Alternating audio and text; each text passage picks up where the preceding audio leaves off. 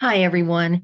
And I second Erica's welcome. We have some fun books to look at and hear about from some very interesting authors.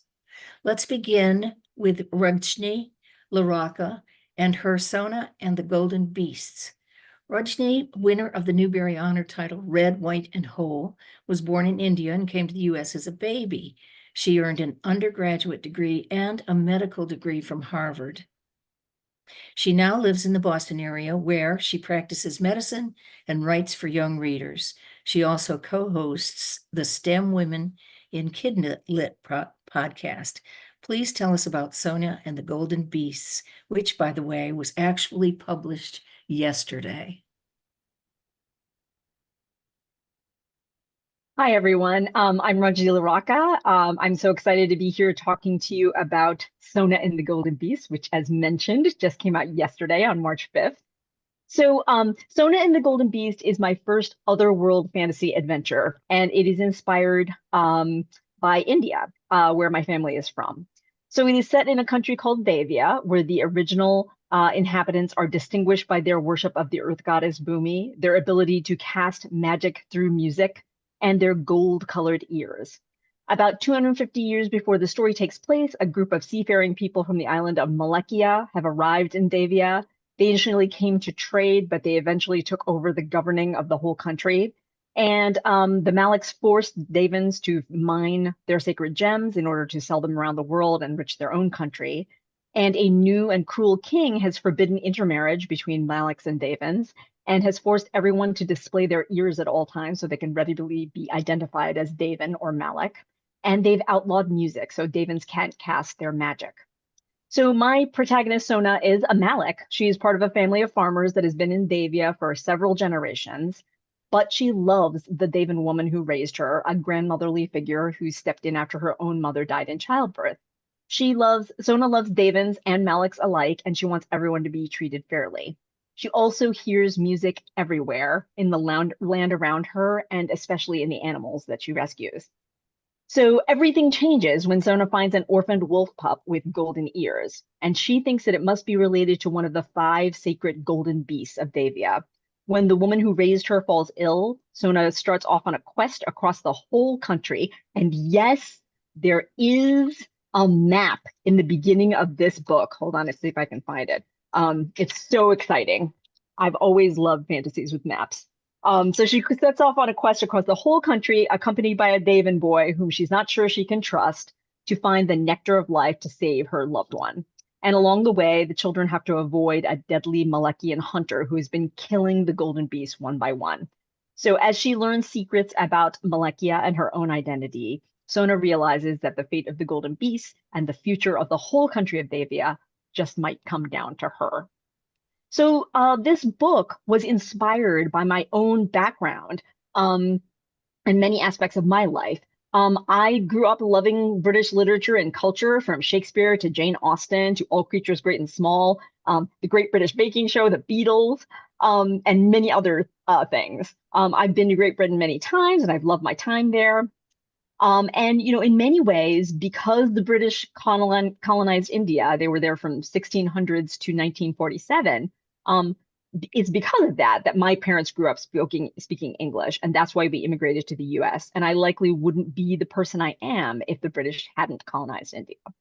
But it's hard to reconcile all those positive aspects with the weight of what British colonization of India did. I think about two of my favorite fantasy writers of all time, C.S. Lewis and J.R.R. Tolkien, The Chronicles of Narnia and The Lord of the Rings, and how much I love those stories, but also realized as I got older that the brown people in those stories were always the enemy. I think about the Jewel in the Crown, that amazing series that was set during the British Raj, and how that story is a tragedy, and the way that Indians are treated in that story is just really, really sad.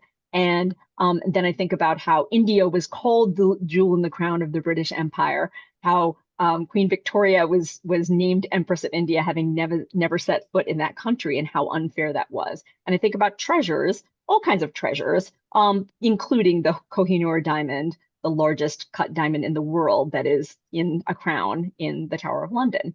And actually, that the British have actually changed how that display is going to read, kind of to think about where those treasures actually came from. So, with all of those things, that went into the writing of this book. So, among the things I hope young readers consider when they read this book is whether might makes right. The Davins in this story do not believe in killing. They don't kill animals. They don't eat meat. They certainly have no army, no weapons. And the Maleks do. And the Maleks think that that makes the Davins weak. So is it true that if you're not willing to use violence to stand up for what you believe in, that makes you weak? Or can you win another way? I want readers to consider who gets to tell history and what the history that we are sometimes taught, where that comes from. I include interstitial pieces in between the main narrative from the Malekian point of view and the Davin point of view, so that the same events can be viewed through two different lenses. And I hope overall that in reading this story, which is really a big adventure story with lots of magic and wonderful animals and great characters, that it can shed a light on our own world and our own history. That was excellent. And the story is really a rollicking adventure, and lots of places you just are very sad, but you know what? Everything happens for the best in the end. And thank goodness the little wolf returned. Because, okay, next we're going to hear about The Longest Night in Egypt by David Anthony Durham, whose parents are of Caribbean ancestry. And he has had a fascinating career, including being an outward bound instructor and whitewater rafting instructor. He received his MFA from Maryland and has taught for at least 6 universities. That's how many I could count. Are there more, David? Probably some adjunct in there as well. Yeah. Okay. He currently teaches in the Stone Coast MFA program at the University of Southern Maine, and he has a good story to tell us. Oh, well, you want me to start with the story? You may start however you want. Well, let me start with I'm relatively new to the middle grade arena, to the genre of middle grade fantasy, right? But I'm not particularly new as a writer. It took me a little while to find my way to The Shadow Prince and to The Longest Night in Egypt.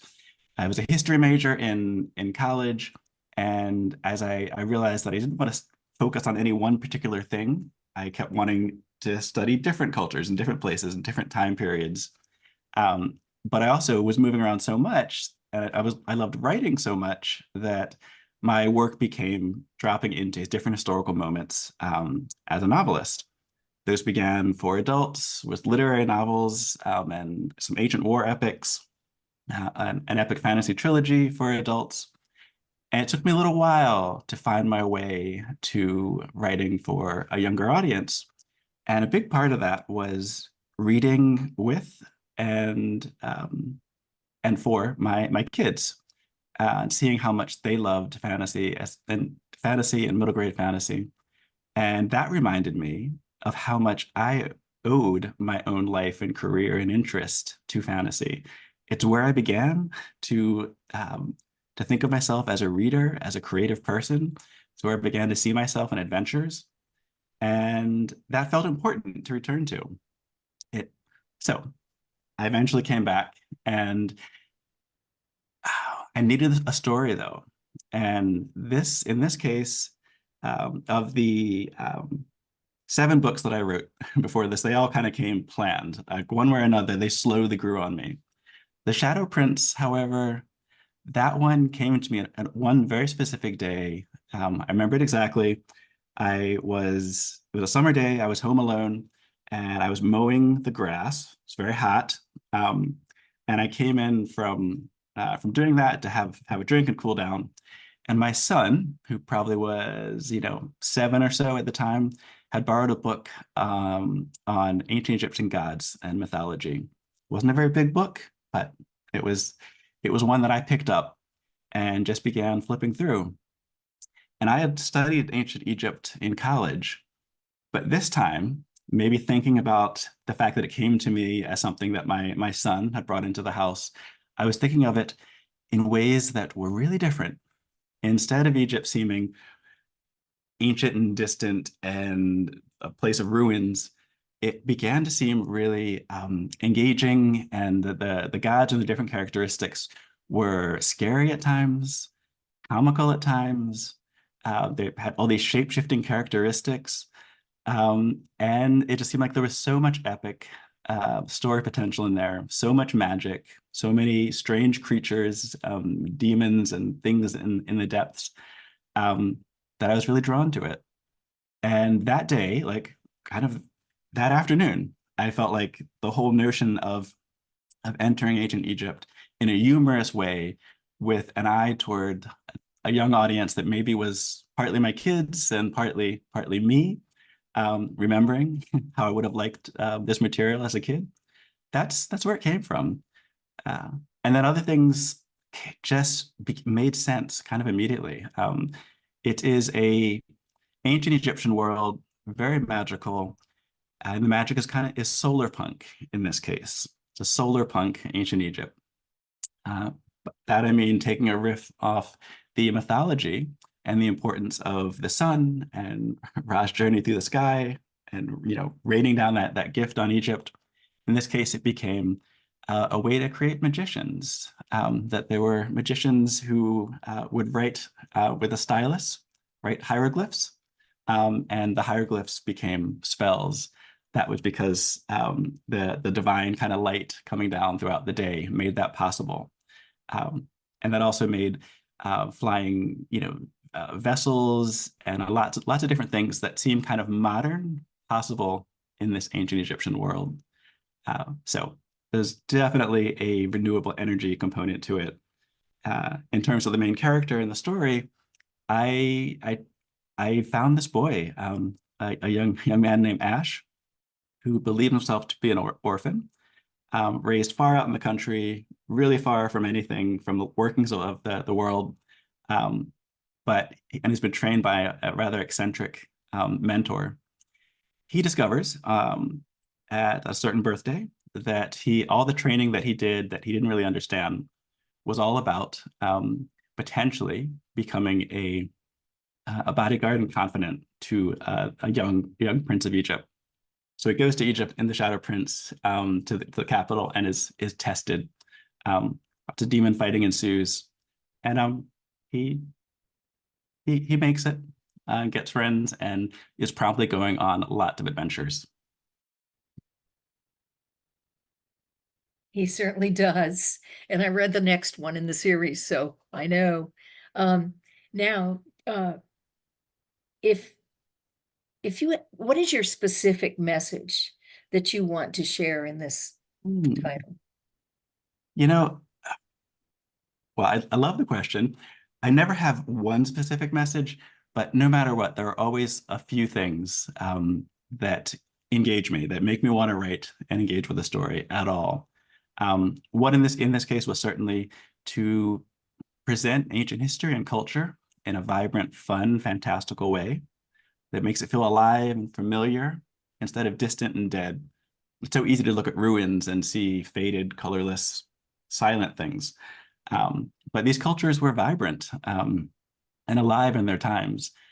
They were once the now, and felt like that was a way to hopefully create interest and draw young readers in to my love of ancient Egypt, by making it fantastical. Kind of what better way, especially when the fantasy connects with and riffs off actual mythology, which is very much what it does. I think you can read this book and read characteristics of the gods and then go study them more seriously, but you'll see the ingredients and the characteristics within this fun story as well.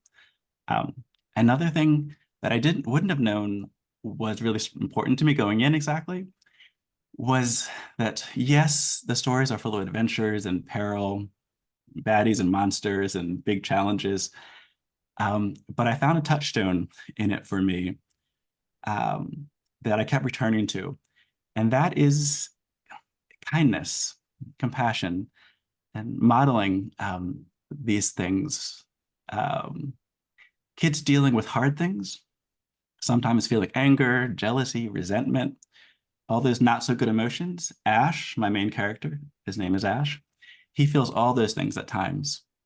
But he has a way, and I feel like I was learning from him, of not giving in to them, not making things worse because of them, reaching past them to see what matters, to say sorry, to explain himself, to hear others, to forgive. That felt good. I felt natural in the character and became, for me, one of the themes of the books, to show that and model that for young readers. Very nice. And I really enjoyed the fact that Ash and the other characters reacted, the other young characters reacted as kids really do. I'm sure they did it in ancient times as much as they, same way they do now. Right. So appreciate that. Thank you. Let's go on to the third title, and this is The Monster and the Maze. It's volume 1 of The Monkey King and the World of Myths, and it's a series by Maple Lamb. It too relies on mythology. I think that's so interesting. We have a kind of a theme going through here.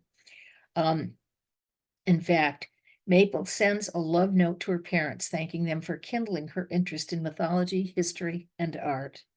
Born in Hong Kong, Maple emigrated to Los Angeles with her family at age 11. And when leaving Hong Kong, she put a small beloved collection of manga into 2 boxes. In college, she read an article about children's book authors and illustrators, which started her thinking about it as a career. After working for several years as a designer and art director for a company, she finally decided to do what she loved. And so we have The Monster and the Maze, a beguiling graphic novel. And you're up, Maple. Thank you, Susie. I really appreciate it. Hello, everyone. I am so honored to be here along with these wonderful and talented creators today. Thank you so much for having me. My name is Maple Lamb. I am an author illustrator in the children's book industry for 10 years at this point, and I have published a good number of books. And today I am super excited to talk about my debut graphic novel, Monkey King and the World of Myths, Book 1, The Monster and the Maze. A little about myself. As Susie has already described, I love comics and graphic novels. I've always loved them since I was a kid. I grew up reading manga, and it is an absolute joy to create a graphic novel series. So first, I want to give you a very quick overview of what the story is about, and then I'm going to share with you a little behind the scene of my creative process. Monkey King and the World of Myths took place in ancient China on the Flower and Fruits Mountain, where a piece of magic rock sat. One day the rock cracked and boom, a monkey was born. He was Sun Wukong, the Monkey King. Wukong found himself unhappy in the wild, so he took off to the human world. But he quickly discovered that humans did not like beasts. He craved for love and attention, and he wanted to be a god instead. He was sure that if he were a god, he would be loved. So he sneaked into the heavenly kingdom where all the gods lived. Unfortunately, he was not welcome there either. Wukong ended up battling with various gods. He was eventually captured, but due to a unique circumstance, the gods needed a capable warrior like him, so they made Wukong an offer. If he were to become a monster hunter and successfully complete all his assigned missions, the gods would grant him godhood. Excited, Wukong took on his first mission as a monster hunter and headed west. He arrived in ancient Greece, where he met a young 3-headed puppy, Cerberus, and together the 2 young beasts traveled to different parts of Greece on an adventure, faced obstacles, challenges, and of course, monsters. Monkey King and the World of Myth is a heartfelt tale based off various world mythologies, and the story is about friendship, adventures, and self-identity. It is a perfect book for kids aged 8 to 12 who love action-packed adventures, fantasy, humor, and mythologies. And like what I mentioned before, it was a real joy coming up and working on the graphic novel. It recently received a Kirkus Starred review, and I really look forward for it to come out on April 2nd, which is less than a month. Now I want to share with you a little about my creative process. When I start a project, I always need to define the parameters because, like most creatives, we have a lot of stories constantly swirling in our heads. The sky might be the limit, but the sky is also really vast. So a lot of times we just don't know which ones to choose, and I have to narrow down the topics in order to create the story. So for this graphic novel, I look over to my bookshelves, and I made a decision to select 3 categories. This is like my bookshelves, and I have tons of different books, including history, philosophy, culture, anthropology. It just a wide array of topics that I wanted to choose from. And eventually I decided to select 3 categories, which is mythology, culture, and action adventure. I love mythologies because it's the soul to a culture, basically. So for the first book, readers will see a combination of both Chinese and Greek mythology in the story. I always love actions and adventures, as long as they're not too violent. And I make sure there are a lot of fun action sequences for a bit of adrenaline. And lastly, I always love world cultures, so I made sure I sprinkle things about cultures into the book. For example, when the characters were passing by the hallway in a palace, the background showed a mural, and anyone who is familiar with art history or ancient civilization will recognize that this famous Minoan mural of the Knossos Palace on the island of Crete is right there. So these are little things that I incorporate into the book to give the story a little bit more dimension. And last but not least, when it comes to art execution style, I wanted my debut graphic novel to be something that the 10-year-old me would really enjoy.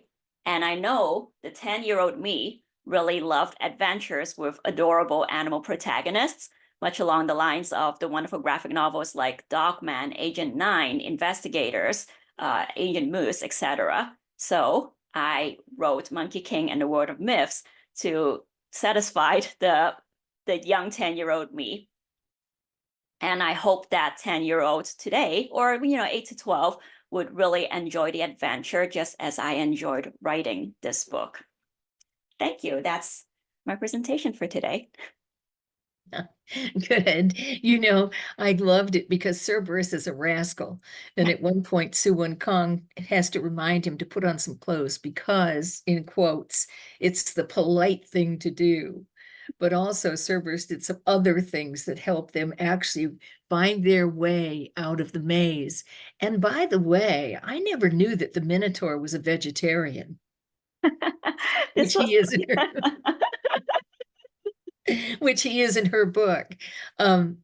That was fun. And that wasn't really a question, but despite a lot of the humorous parts, there are some real serious themes. You talked about that a little bit. Could you focus on that again? And it's interesting because everybody has kind of the same themes in their books. And David just talked about some, and you touched upon yours. Well, Wukong is born a beast, and he has to explore the human world and eventually the god world. And he himself really wants to be a god because he thinks that being a god meant being loved. And throughout the journey, he has to go through this entire journey to understand what it means to be a beast and how to find a balance. And I feel like because everyone at some points in their lives must have some identity issues, like who am I? For example, I came to America when I was 11. So I came here from Hong Kong, and I always struggled when I was growing up on my identity. It's like, am I Chinese enough? Am I American enough? Where is the balance? And how do I embrace that identity?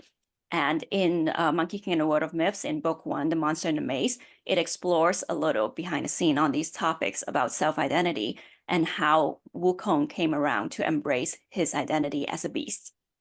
Thank you. That's good. Let's move on to the 4th title on our webinar, and this is Apple Black Origins, The Spectrum and the Spectre. It's a light novel prequel to the Apple Black series.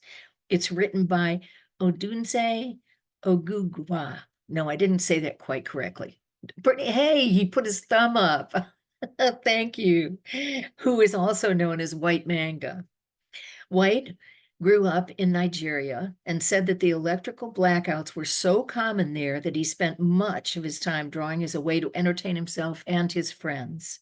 He received a master's degree in fine arts from the University of Texas and claimed that he had to quickly learn about time management so he could go to college and create his art. He teaches manga art at the University of Texas, Arlington. Just as an aside, he is currently exhibiting his artwork at Cal Poly University Art Gallery until March 18th. Very exciting. Please tell us about the Spectrum and the Spectre. Hello, everyone. Great introduction. I think some of that would get in here, but really cool stuff. All that is true. I grew up in Nigeria, and growing up, it always look to find ways to entertain myself, whether it be video games, comic books, you know, all kinds of from all over the world, including Japan.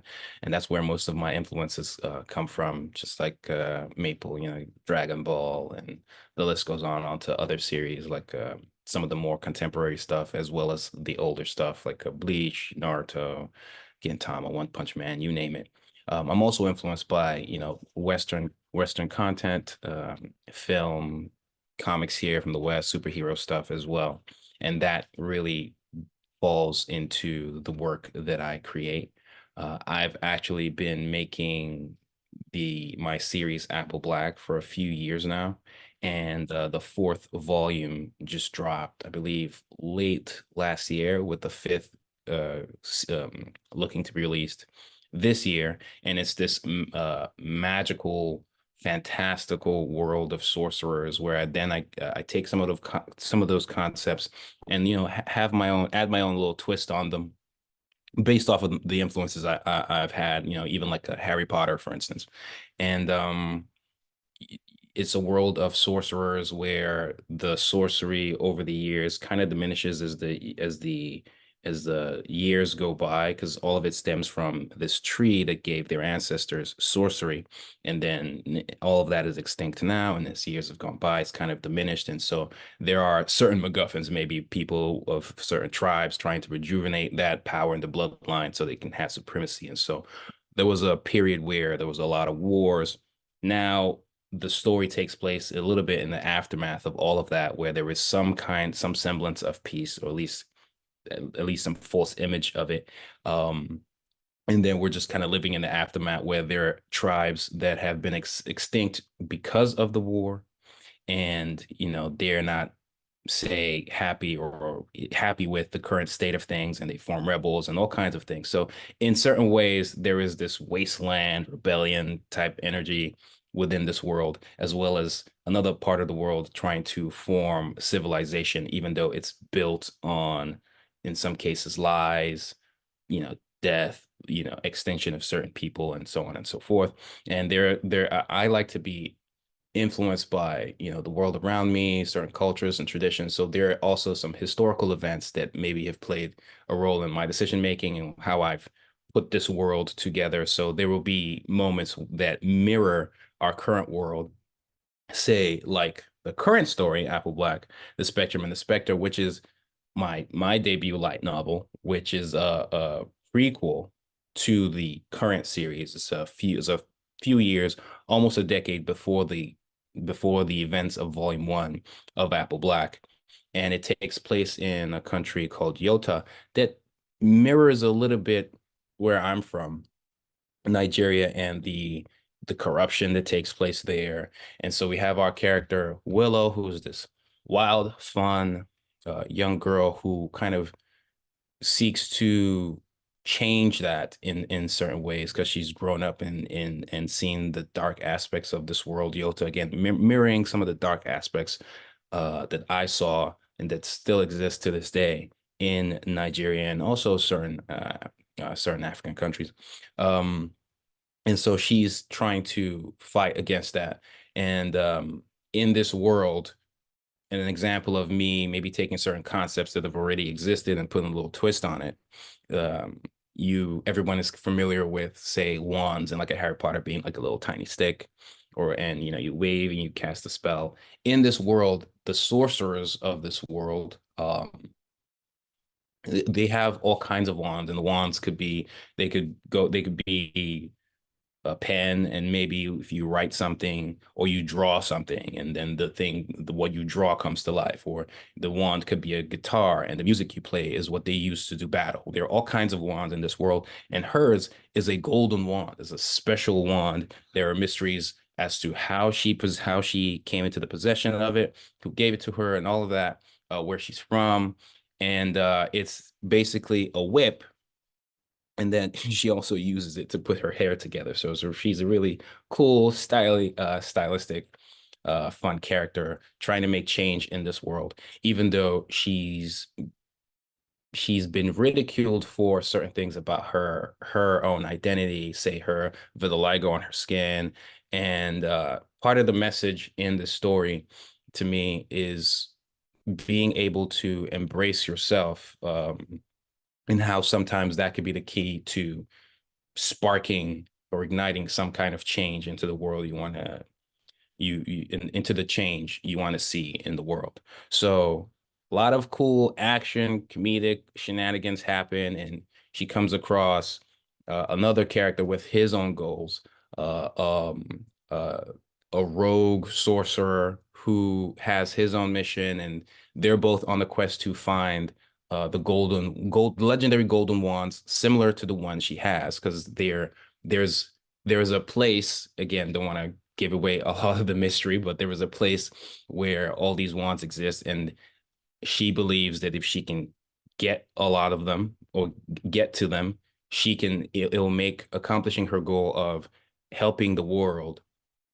better. And the other character, Gideon, who's this rogue sorcerer accompanying her on this journey, who's kind of like a chauffeur. He's the one that's supposed to get her to and fro. He's the experienced sorcerer keeping her safe during this journey, who also has his own motives and goals, mysterious goals that he wants to accomplish with the golden wands as well. And that's how they collide. And so there was a lot of influence from, even film like Logan with Wolverine and his daughter. So that some of that dynamic is in here, where these two characters go on this journey and bond in ways they did not foresee while going through a bunch of obstacles. So that's the crux of it. The genre, like I said, is very action based. A lot of my influences from shonen manga, like I said, with the Narutos and the Bleaches and the Dragon Balls, and that's what I try to instill here in the story. The message, like I mentioned, is just essentially trying to find interesting ways to get the point across that embracing yourself, especially, I'm pretty proud of some of the decisions I made in the story, that I know that as a reader, as a viewer myself, as someone who likes this kind of content, I know that I like to write what I think would be cool. And so there are certain things that I did that I thought would be interesting. And I think the core message is really embracing yourself sometimes can spark the change you want to see. It's much more difficult if you're not fully true to yourself. And in certain ways in the story, we see that literally and figuratively. And that's Spectrum and the Spectre. That's great. And I want to thank you for making Willa really the protagonist, a lovely young woman, lots of fun, and very strong-willed. And also, I noticed that the two leaders of the main revolutionary groups were women. Interesting. Yeah. Yeah. Yeah. The women are capable of that. But I love it. I love seeing that. And I also know that you actually had your start really with social media, and that you have a YouTube channel, and you do some great things on that, and teaching people how to do manga stories and so forth. When did you actually go ahead? I'm sorry. What's the question? Well, that really, I wondered if you really started with like Facebook, or you just went to YouTube Yeah. right away, or. So I started creating comics at a time where it was really difficult to break into the industry. That's what it was, breaking into the industry of comics and all of that. And so with the rise of social media, especially in this digital age, I saw it as an opportunity to create my own path, especially when I saw a few, there weren't many, like maybe one or two creators online, starting with YouTube, who were doing similar things where they were showing people how to do how to draw, how to, the behind the scenes of the industry, how to get published and all this, on all these kind of things. And while contributing to that community, the community also shows love in return by maybe supporting their works, their books, and things like that. And so that's how I learned pretty much 80% of everything I know when it comes to specifically making comics and sequential art. And over time, I decided to make use of this digital age, as many are doing today. So, but this was like early in the day when YouTube was only a few years old, and so I decided to start making tutorials on how to draw and documenting my goods and bad in my process and journey of becoming an illustrator, becoming a published um, comic slash manga artist, starting out self-published up until where we are today. And I was able to get over 500,000 subscribers, thankfully.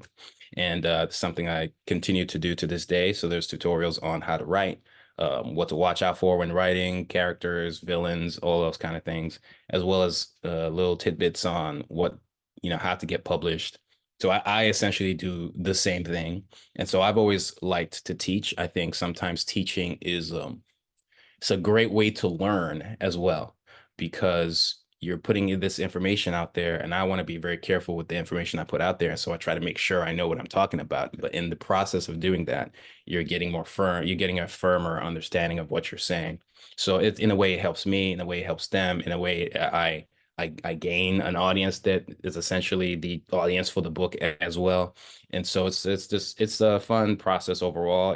There was barely any negatives to it except time management, because I was in college at the same time. So there's a lot to juggle, but I thought it was necessary, and it will make my path to publication much easier, especially if I was doing things right and I was consistent with the work I was putting out. So it started with YouTube, and then it's branched out into pretty much everything.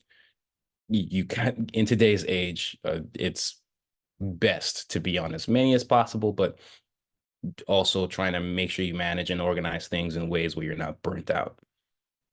Great, that's good. And speaking of teaching, Mark Gregson is the next author we're going to hear from, and he's written Sky's End.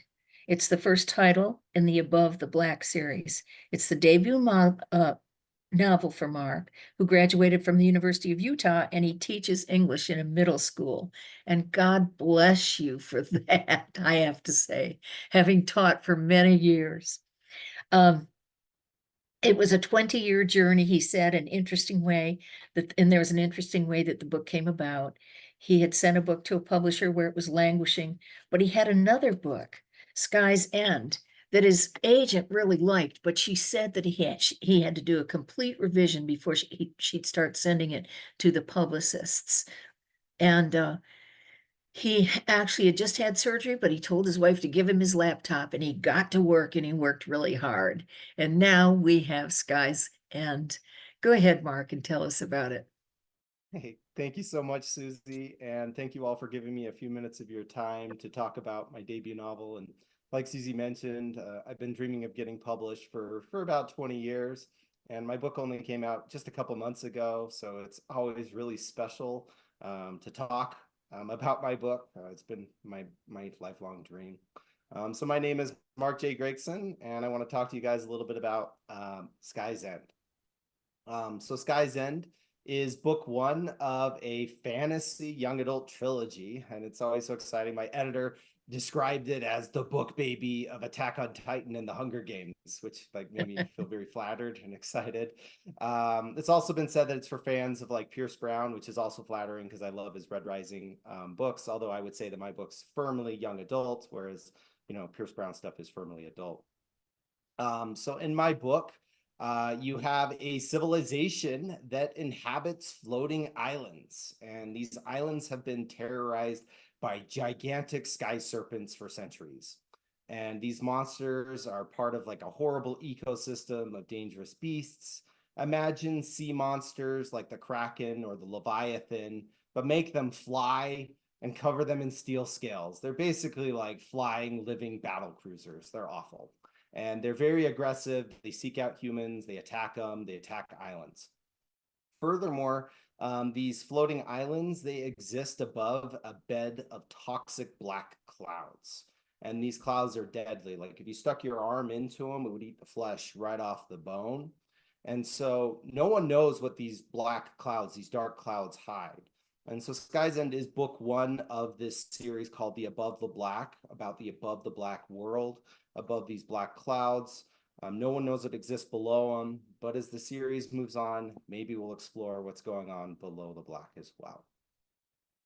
Our star of Sky's End, his name is Conrad, and he's a former highborn who has lost everything. He was in line to inherit his father's status. He was going to become the Archduke of his island, but then his treacherous uncle, murdered Conrad's father and exiled Conrad to live as a low. Worse, he took Conrad's younger sister to raise as his own, and really Conrad's desperate to get his sister back from his uncle's clutches. Sky's End's very much a story of the underdog trying to rise against all odds. He's really, hell-bent on reclaiming that lost status, but more his sister. And he's so desperate that he even ends up cutting a deal with the man he hates most, his uncle. All he has to do to regain his uncle's good graces and get back with his sister is he has to enter the selection of the 12 trades. And these are pretty cool. So in the Skylands, they're ruled and run by these trades that each have their own responsibilities to the islands. So you have like art, which manufactures and creates entertainment for the masses. You have agriculture, which provides food. You have waterworks, which provides water, order, who like policing and military, disposal, waste management, etc. Well, Conrad enters the selection, and fortunately, he does get picked by one of the trades, but he gets picked by the most dangerous one out of all of them. He gets picked by the trade of hunter. And around 20% of new hunter trainees die in training because hunter's responsibility, they have to hunt those giant like monsters that I was talking about, those steel-plated flying battle cruisers of death. And it's not enough for Conrad that he simply gets selected, or it's not enough for Uncle that Conrad simply gets selected by Hunter. Conrad actually needs to rise, and he needs to become captain of a ship, and that's the only thing that's going to satisfy his uncle. So Conrad enters the deadly competition with an Hunter, where he and 16 skyships full of trainees are sent to hunt those giant monsters. And, think of the deadly competition. You take like the Hunger Games or Red Rising, you throw it up into the sky. You have skyships with treacherous crews. You have those horrifying beasts. It's super action-packed and filled with betrayal and around every corner. So Conrad must rise to captain on this crew of treacherous people and lead them to kill the most monsters before the end of the tournament. The problem is on these ships, all of the crew members want to be captains themselves, and most of them are going to do anything that they can to get there, mutiny, or maybe worse. Furthermore, as Conrad is struggling to kill these monsters and unite a crew around himself, he discovers a hidden plot, and it relates to the Black Clouds. Someone has a plan that might unravel everything in the Skylands, and it could potentially break out everything into total war. So Sky's End, it released in January. It was an instant New York Times bestseller. That was a really good day. And it has received starred reviews from Kirkus, Bookpage, Booklist, and it even got a 5-star review from Common Sense Media. So that's Sky's End. Good for you, Mark. I'm not going to go ahead with some questions because you've given us a wonderful look into your book, but I want Amanda to have her chance. And I see that she's actually down there right now with her own gigantic monster jelly bean. Her cat has been playing with her, and boy, does she have some monsters in her book. Yeah, it was either that or have him torment me the whole time. So I appeased him for now. I just want to say one thing, Amanda. Congratulations, because you also had your book published yesterday. Yep. The 4th book in the Wildlore series, The Night Compass, the one that's right here on the screen, that came out yesterday. So this is very much a kind of celebratory week Yeah, it's been very fun around here. So, this being the fourth book in a series, I feel like I could ramble about it a lot, but I feel like it would be so spoilery. So I'm actually going to talk a little bit more about the process of coming up with the series as a whole and focus a little bit more actually on the very first book of the series, The Accidental Apprentice. So like I've wanted to be a writer my whole life, like really ever since I fell in love with reading when I was a kid. I knew I wanted to write books too. And I was lucky enough to be a kid, in the 2000s when so many kind of huge children's fantasy stories were exploding and taking root. And my absolute favorite ones of all time usually were like the most epic, biggest series that you could find, especially the ones where maybe the main character got a little bit older with every book. And so the books kind of grew with them. They got older, they got more suspenseful and like more complex as we went. And so that was really my lifelong dream, to write a series that was kind of just like that. And when I was looking back and, I started to try to think of, well, what kind of idea could I do? An idea that would be big enough to last that many books and to be that big of a story. I went back to some things that I really loved when I was a kid. And it wasn't just books. I also looked at things like TV shows. We've had a lot of people already talk about like anime shows like Naruto and Bleach, all that type of stuff. I was such a fan of as a kid. But I also actually looked to video games, and in particular, something that I was totally obsessed with back when I was a kid, was Pokemon. I was a huge Pokemon kid. Like I played all the games, I watched the show, I collected the cards. And like to this day, as a grown up, when a new Pokemon game comes out, like I'm all over it. I still totally want to know what's new in the Pokemon world. And so when I started thinking about Pokemon as something that just kind of I loved as a kid, but I still love as a grown up, I was like, like what are Pokemon really? And I was like, well, they're basically just magical creatures. And as we all know, as fantasy lovers, like obviously magical creatures and fantasy, they already go hand in hand. But I couldn't think of a single book out there or a book series that I was familiar with that had as many variety of magical creatures in it the way that Pokemon did. And especially that was that kind of style of story that, of course you love the characters and you're so invested in their story and their adventure, but like secretly you love the world. Like you want your own adventure in that world. Those are the type of stories that I always love. And so that's how I came up with the world of Wilderlore. So in Wilderlore, there are magical creatures of many different varieties of all sorts of shapes and sizes of powers, and they are known as beasts. And there's actually a pretty key difference though between beasts and Pokemon. So like in Pokemon, like you would be the Pokemon trainer and you would catch the Pokemon and you send them off in the battle and tell them what to do. And like the Pokemon are the ones that have all the cool abilities and they're the ones that do all the fighting. Well, in the Wilderlore series, if you like bond with a magical beast, whatever magical powers the beast has, like you get those powers too. So like the characters are fully in on the action, which I really loved. And so the main character of the story, kind of the adventure hero, is Barclay Thorne here. Here he's on book 1, and he's the front character on book 4 right there.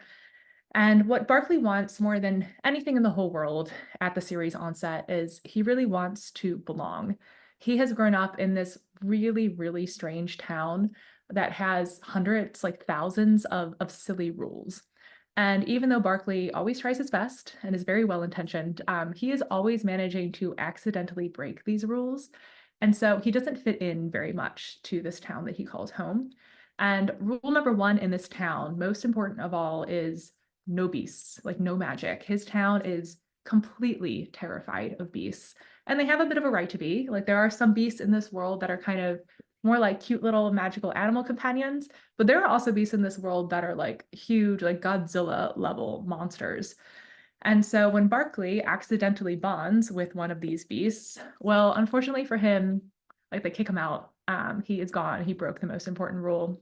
And so he sets off on this adventure as a very reluctant hero, off to figure out how to break this bond that he never wanted, all so that they will let him come back home and he can finally learn how to belong. And so, yeah, the themes of the first book, but also through the whole series are very much about, belonging and found families and just kind of unpacking the notion that maybe like home is not what you originally think that it might be. In addition to kind of being about those things, I would say the other thing that I always have to shout out is that the series is also very much kind kind of the wonders of the natural world in general. Like obviously animal fans are going to find so much to love in these books where there are tons of different magical animals to choose Okay, from. I found this on the Um, web for us is also very much There about you just go. kind of the Okay. wonder. Sorry. I don't know how that came up. Lots of natural world here. Every single book in the series is set in a different environmental biome, which are very important in the story. And yeah, just like the stories that I grew up with, it's the type that, you know, you would very much want to kind of choose your own adventure in this world. And it does get older and more epic with every single book. And kind of the last things that I would just kind of want to shout out about the series, something that I've noticed as a kind of pattern as the author that's been so meaningful to kind of witness over the past few years of these books coming out. It's kind of two things. One is that I think because like the Pokemon lead in and things like Naruto and shows like that that are still so popular today, even though they were so big when I was a kid, I constantly get messages from parents and educators about it finding its way into the hands of kids who were originally reluctant readers who kind of needed that more approachable touchstone. And that how this was kind of their gateway into the world of reading, which is honestly like I can't think of a better, more like touching form of flattery.